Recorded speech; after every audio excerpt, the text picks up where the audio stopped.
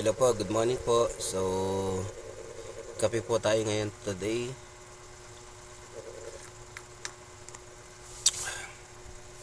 So, kakain po tayo ng ah, almusal po tayo ng kanin.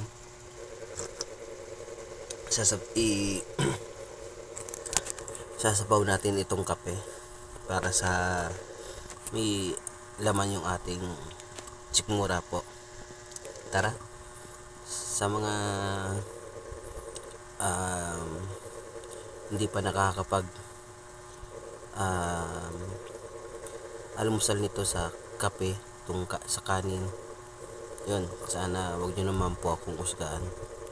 Kasi po, ah, wala po. Wala akong kakayahan na mag-almusal ng masarap sa almusal umaga. Kaya ito na lang aking ginagawa sa tuwing umaga. Kape na may kanin. Kaya kanin kape. Yan, tara, samahan niyo po ako at kain po tayo ng kanin na may kape. Unang gagawin natin is lagayan po, tapos kanin.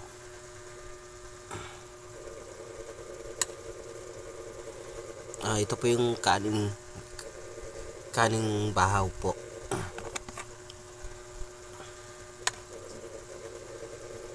Yan po, kaning bahaw po siya. Then yan po. So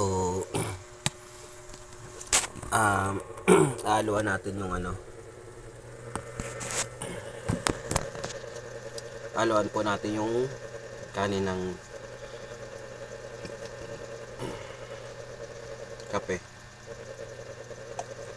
Ito guys, ito po yung kape natin. Ihalo natin dito sa kanin. So yung ganito lang po yung natin tuwing umaga. Yan po sa almusal natin.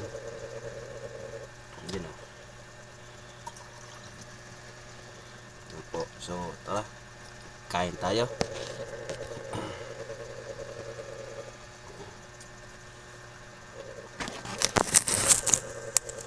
Tara po, kain po tayo. Okay. Ang unang subo, kanin na may kape.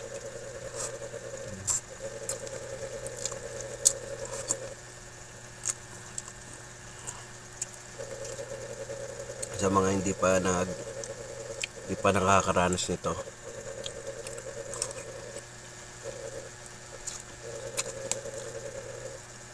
ito po yung ginagawa namin nung bata pa ako. Yan. Pag walang budget, yan po, ito po yung ginagawa ko po pag wala po ang budget. Sana supportan nyo po ang aking pagbablog ko po. Yun, at good morning po sa inyo lahat. So galing po akong trabaho bilang lalamove driver. Sana paki-subscribe po aking YouTube channel. Maraming salamat po. Yun, saka kahapon po is birthday ko po. Sana batiin nyo naman po ako. Maraming salamat po. Kain po ulit tayo. Good morning po.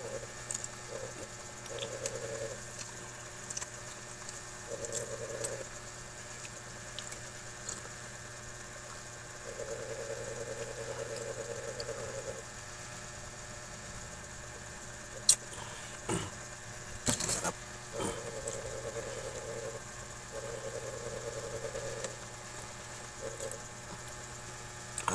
Alam naman natin lahat, okay lang tayo na kahit ito yung kinakain natin, basta yung mga anak natin masasarap yung ulam nila. Bilang tatay, kaya natin magsakripisyo basta sila masarap ang ulam nila kinakain. Maraming salamat po.